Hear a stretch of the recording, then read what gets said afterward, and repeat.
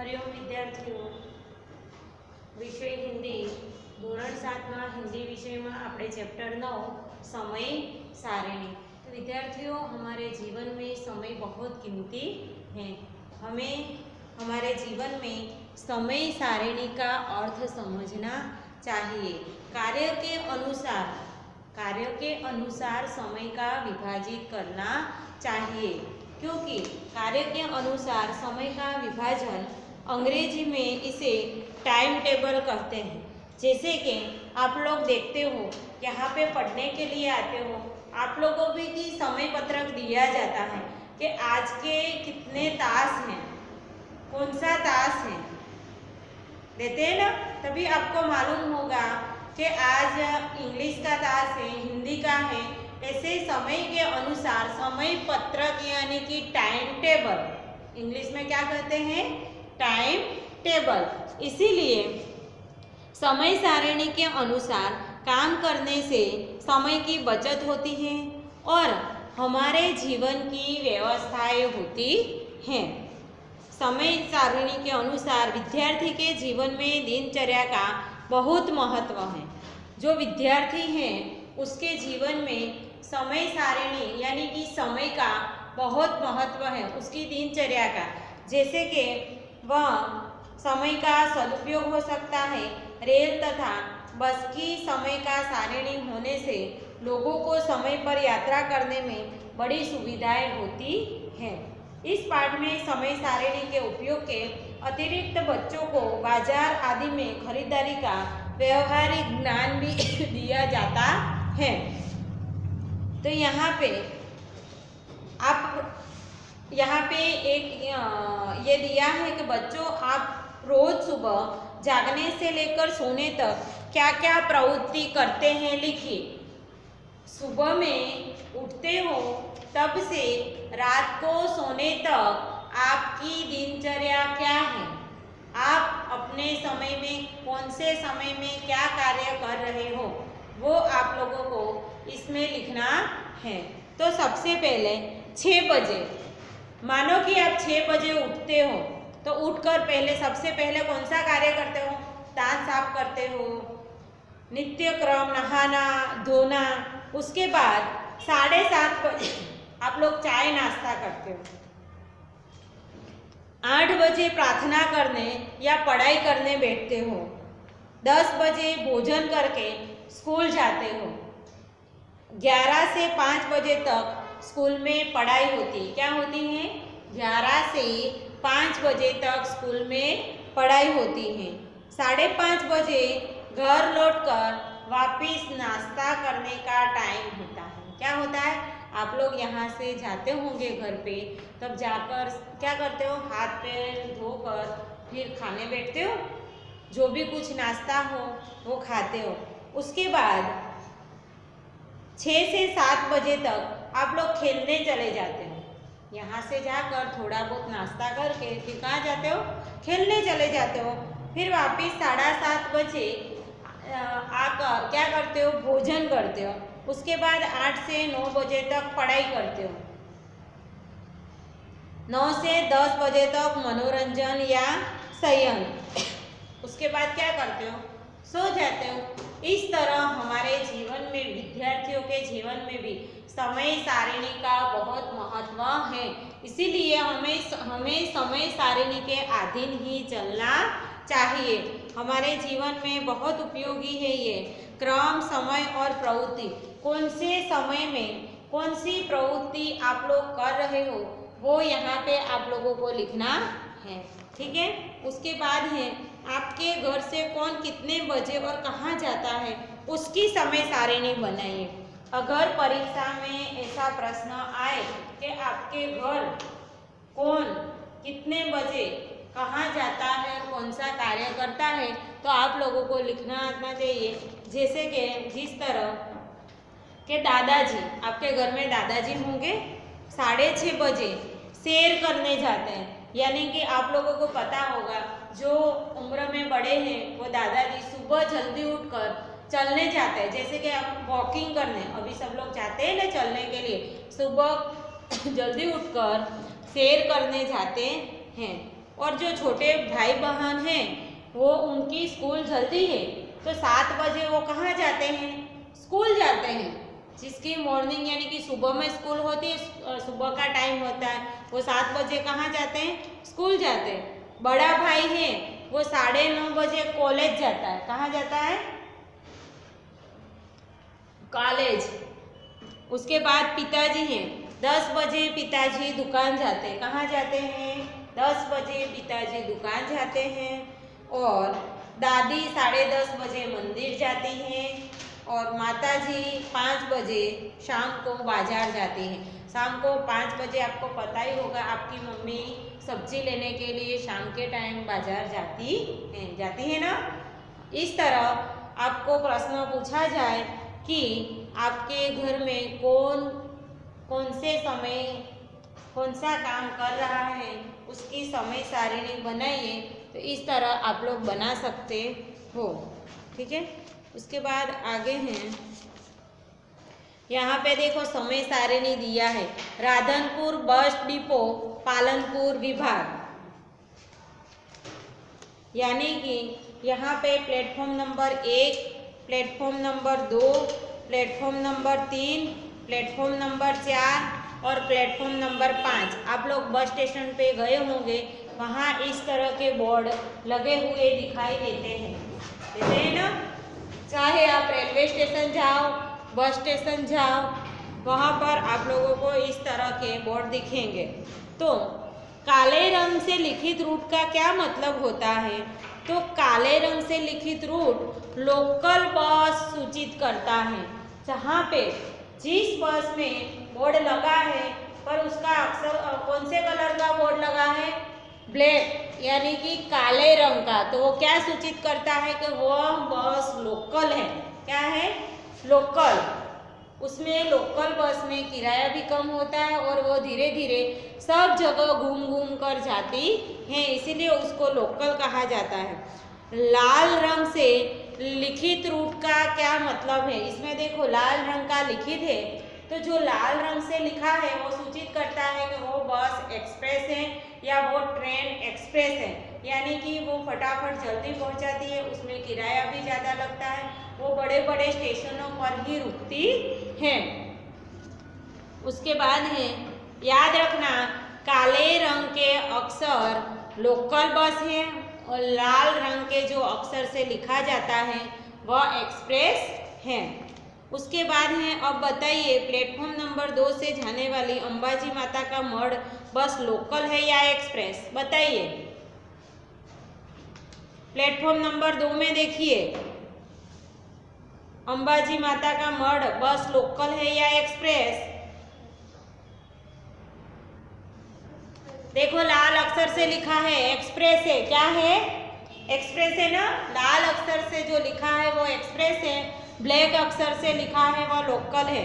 उसके बाद platform number 5 पे देखिए कहाँ कहाँ से बस लगेगी। प्लेटफॉर्म नंबर 5 पर कहाँ कहाँ से बसें लगेगी, जैसे कि मोडासा, ईडर, विसनगर, महसाणा और अहमदाबाद जाने वाली बस लगेगी। कौन से प्लेटफॉर्म नंबर पर लगेगी, प्लेटफॉर्म नंबर 5। आपको देखना आना चाहिए कि कौन से प्लेटफॉर्म नंबर पर कौन से शहर या गांव ये बस जाती हैं।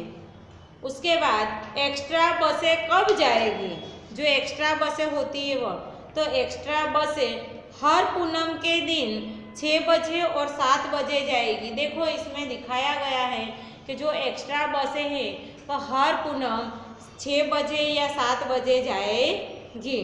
तो बसों की समय सारिणी, ई बुकिंग, रोड मैप आदि की अधिक जानकारी लिए गुजरात एसटी की वेबसाइट आप लोग देखोगे तो उस वेबसाइट पे आप लोगों को सब देखने को मिलेगा। जिस तरह के कौन सी बस कौन से प्लेटफॉर्म पर से निकलेगी, कितना समय है, कौन से समय पर वहाँ पे पहुँचेगी और कितनी बस है, 2 बस हैं, 1 बस है दिन में, ये सब आपको उसकी वेबसाइट पर से जानकारी प्राप्त होगी। उसके बाद रेलगाड़ियों का बारे में कोई भी जानकारी के हेतु अपने फ़ोन से 139 यानी कि 139 नंबर डायल कीजिए।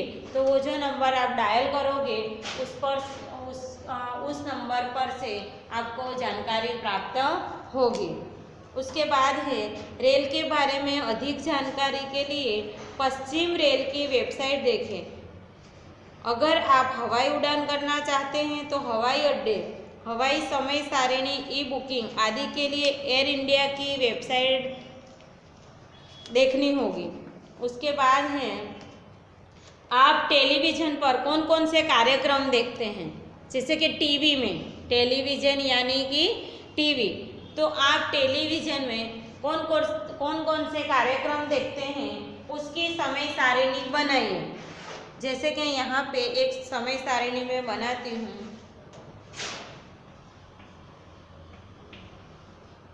क्रम, सबसे पहले तो क्या आएगा, क्रम। उसके बाद कार्यक्रम का नाम,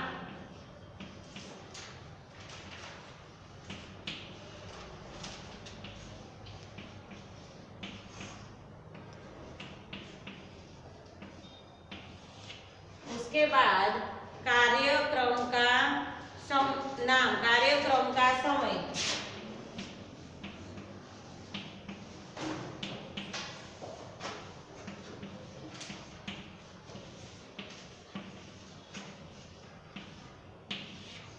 उसके बाद कार्यक्रम का समय, चैनल का नाम,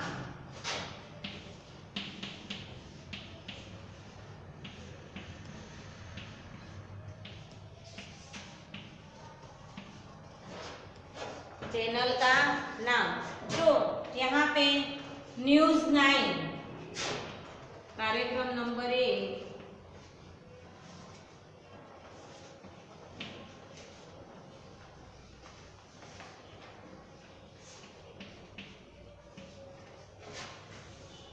न्यूज़ नाउ, तो 9 बजे।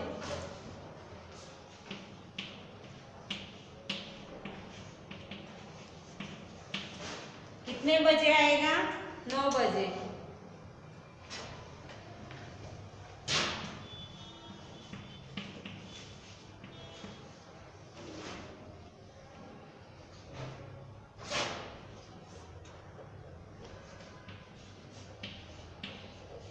इस चैनल पर जो कार्यक्रम का नाम है न्यूज़ नाउ, 9 बजे और टाइम्स नाउ, यानी कि क्रम नंबर 1 पहला कार्यक्रम है। जो कार्यक्रम का नाम है न्यूज़ नाउ, कार्यक्रम का समय है 9 और चैनल का नाम है टाइम्स नाउ। उसके बाद solid hits,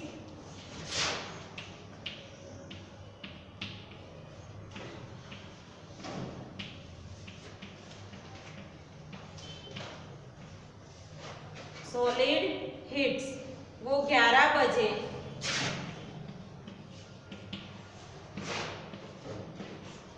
B for you channel आती है, बी फॉर यू। उसके बाद है जैसे कि विद्या दर्शन,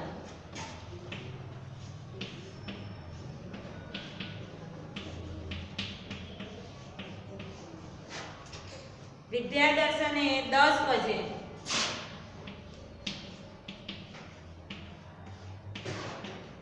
डीडी 11। इस तरह गुजराती चैनल है।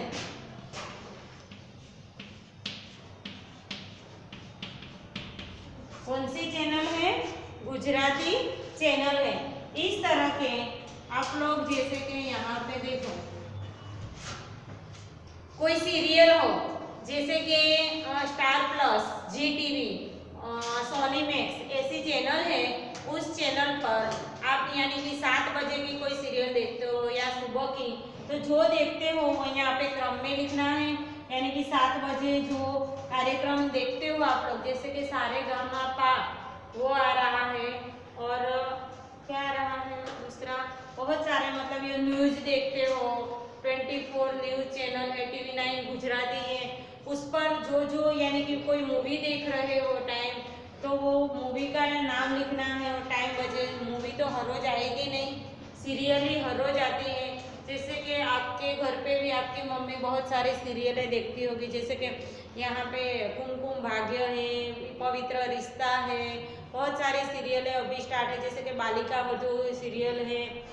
तो इस तरह के वो हर रोज उसका फिक्स टाइम है, उतने टाइम पे ही उसी चैनल पे वो सीरियल आती है। तो उसका नाम लिख के और चैनल का नाम लिख के आप लोगों को ये समय सारिणी बनाना है। उसके बाद यहाँ पे लिखा है निम्नलिखित प्रश्नों के उत्तर दीजिए। तो यहाँ पे प्रश्न है आपको टीवी का कौन सा कार्यक्रम सबसे ज़्यादा पसंद है, उसके बारे में आप लोगों को लिखना है। तो जैसे कि मुझे सोनी चैनल पर आने वाला टीवी का क्राइम पेट्रोल, सोनी पे क्राइम पेट्रोल नाम की जो सीरियल आती है वो सबसे ज़्यादा पसंद है, क्योंकि उसी कार्यक्रम में समाज में बनने वाली अपराध की घटनाओं का वास्तविक और रोचक निरूपण किया जाता है। इसमें यही भी बताया जाता है कि पुलिस गुनहगारों को किस प्रकार पकड़ती है। यह कार्यक्रम हमें कई तरह से सावधानी रखने की शिक्षा देता है। उसके बाद है दूसरा, आप टीवी पर शिक्षा संबंधी कौन कौन से कार्यक्रम देखते हो। आप हर रोज टीवी देखते हो, पर क्या देखते हो जो हमारे जीवन में ज़रूरी है, हमारे पढ़ाई लिखाई में ऐसे कार्यक्रम हम हर रोज देखेंगे तो हमारे काम में आएंगे। जिस तरह के मैं सुबह 10 से 12:30 बजे तक DD11 गुजराती पर विद्या दर्शन कार्यक्रम देखता हूँ। उसके अतिरिक्त स्कूल में दोपहर 2:30 से 5 बजे तक BSc पर अंग्रेजी, गणित और विज्ञान के पाठ देखता हूँ। मैं टीवी पर डिस्कवरी चैनल पर आने वाले एवं टाइम्स नाउ पर आने वाले न्यूज़ एवं लाइव रिपोर्ट पर आने वाले कार्यक्रम देखता हूँ। आप अपने टीवी पर प्रसारित होने वाले कार्यक्रमों का मेनू किस प्रकार बनाएंगे। जिस तरह के टीवी पर प्रसारित होने वाले कार्यक्रमों का मेनू देखने के लिए पहले मैं टीवी चैनल देखूंगा, उनके समय के अनुसार कार्यक्रम का नाम देखूंगा। हमें कोई भी वस्तु या सेवा पैसे देकर खरीदते हैं तो हमारा यह अधिकार बनता है कि हमने जो वस्तु सेवा खरीदी है वह अच्छी हो। उपभोक्ताओं के हितों की रक्षा के लिए हमारे देश में उपभोक्ता का नियम बनाया जाता है। इस तरह यहाँ पे देखो प्रश्न 1 में पाठ्य पुस्तक पेज नंबर 56 यानी 56 पेज पर दिए गए मेनू में से आपको खाने में क्या क्या पसंद है, आपको खाने में क्या क्या पसंद है उसकी सूची बनाइए और लिखिए। जिस तरह के क्रम के अनुसार वस्तु का नाम ग्रीन सलाड पसंद है, सैंडविच पसंद है, और आलू मटर, परोठा और आइसक्रीम, ये सब जो जो पसंद है उसका नाम लिखना है। और उसके बाद दूसरे क्रम में लिखना है उसका मूल्य, यानी कि सैंडविच कितने रुपए की है उसका मूल्य लिखना है। सबसे पहले तो क्रम लिखना है, उसके बाद लिखना है आपको कौन सी चीज़ पसंद है, उसके बाद लिखना है उसका मूल्य, जो चीज़ पसंद है उसका मूल्य कितना है। जैसे कि सैंडविच का मूल्य है 15 रुपये, तो वहाँ पे 15 लिखना है। उसके बाद है ग्रीन सलाड, तो 7 रुपये हो तो उसके 7 रुपये लिखना है। आलू मटर की सब्जी है उसके 30 रुपये हैं तो आपको वहाँ पे 30 लिखना है। आइसक्रीम के 20 रुपये हैं तो वहाँ पे साइड में क्या लिखना है 20 रुपये। टोटल करना है लास्ट में नीचे कितने आइटम हैं और इस सब आइटम के कितने पैसे हुए। इस तरह के आप लोग यहाँ पे ये सारिणी बना सकते हो। तो क्या आप कभी कोई भी बिल का टोटल मूल्य जांचते हो? हाँ, मैं हमेशा किसी भी बिल का टोटल मूल्य जांचता हूँ। हमें बिल का टोटल मूल्य क्यों जांचना चाहिए? कोई भी बिल आया हो, जिस तरह के आप लोग होटल में खाना खाने गए हो, वहाँ पे आपने छाछ लिया है और सैंडविच लिया है, पराठा लिया है, सब्जी ली है, आइसक्रीम लिया है, इस तरह के अलग अलग सारी चीज़ें ली है, आपने खाई है। उसके बाद आपका बिल बनकर आएगा और लास्ट में नीचे लिखा होगा, बहुत बड़ा बिल बनेगा। आपको क्या लगेगा मैंने कौन सी चीज़ ली है कि नहीं ली, देखने दो पहले। अगर मैंने नहीं ली और उसमें ऐड हो गई तो इसके लिए हम पूरी बिल की जांच करेंगे, उसके बाद ही हम उसको पैसे देंगे। तो यहाँ पे बिल में लिखी गई रकम सही है या नहीं, इसे देखने के लिए हमें टोटल बिल जांचना जरूरी है। तो हमें कोई वस्तु खरीदते हैं तो उसका बिल क्यों लेना चाहिए? हम कोई भी वस्तु खरीदते हैं तो उसका बिल क्यों लेना चाहिए?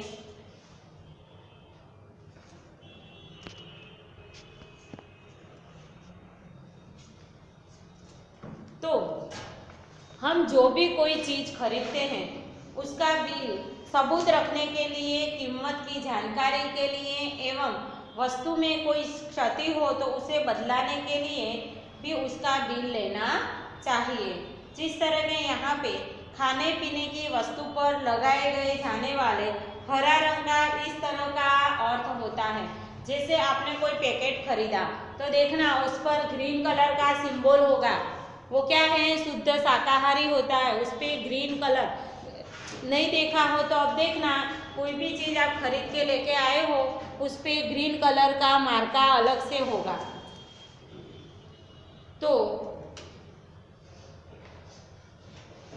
खाद्य पदार्थ शाकाहारी हैं तो उसका भी आप लोगों को ये हरा चिन्ह शाकाहारी पदार्थ और लाल चिन्ह जो होता है वो मांसाहारी पदार्थ होता है। जो मांसाहारी चीज़ें हैं उस पर क्या लिखा होगा? रेड कलर का निशान यानी कि लाल कलर का निशान होगा। तो इस तरह आप लोगों को ये समय सारिणी बनाना है।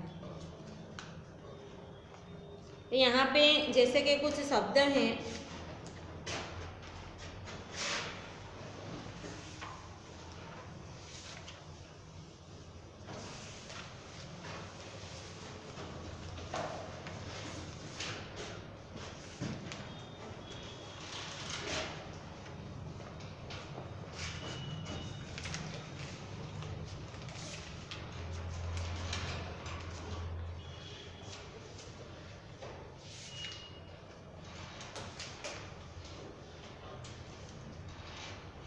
जैसे अंश, अंश का शब्द क्या होता है?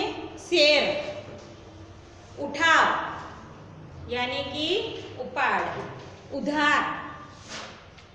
જેમ આપણે ગુજરાતીમાં કહીએ કોઈની જોડે ઉછીના લેવા છે, કોઈની જોડે ઉધાર લેવા છે, ઉધાર यानी कि उधार का उधार होगा। औषध, औषध का अर्थ क्या होगा गुजराती में? सरासरी। कमी बेसी यानी कि વધઘટ। कोठी यानी कि पेढ़ी। खरीददार, जो खरीदता है उसे क्या कहा जाता है? ग्राहक। खरीददार यानी कि ग्राहक। खाता तो खातू। गिरावट यानी कि घटाड़ो। गुदाम यानी कि वखार। गटबड़ यानी कि વધઘટ। चुंगी तो जकात। जमा तो जमा का जमा ही होगा। जोखिम तो जोखम। थोक यानी कि जत्थाबंद। दस्तखत यानी कि सही। नकद यानी कि रोकड़ा। नीक तो नेट। नीलाम, लीलाम। पेशगी तो बानू। फुटकर तो छुट्टक। बट्टा तो वळतर। बढ़ती तो उछाड़ो। बही तो चोपड़ो। बीक वाली तो वेचाण। मंगनी तो मुदती हुंडी। महसूल तो नूर महसूल। मुनाफा, मेरे को इस चीज में मुनाफा हुआ है तो यानी कि नफो। रुक्का तो चेक। लाभांश फायदो। लेवाली तो खरीदी। सूद तो ब्याज। हिसाब तो हिसाब। हिस्सेदार तो भागीदार। तो विद्यार्थियों अपना ये यहाँ पे समय सारिणी जो चैप्टर है यहाँ पे पूर्ण होता है। आप लोग इसमें से देखकर प्रश्न पढ़ लेना। आज का जो लेक्चर है मैं यहाँ पे पूर्ण करती हूँ। नमस्ते विद्यार्थियों।